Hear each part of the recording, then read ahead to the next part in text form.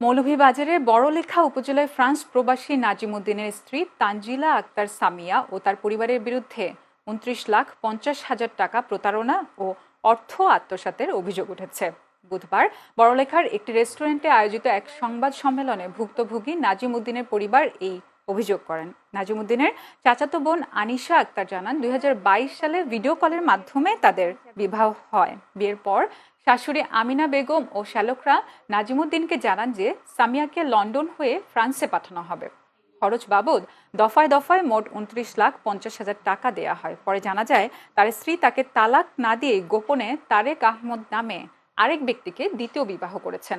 এ সময় তানজিলাকে তার স্ত্রী দাবি করলে উল্টো মিথ্যা মামলা দিয়ে ফ্রান্সের ৬ মাস জেলে রাখা হয় নাজিমকে।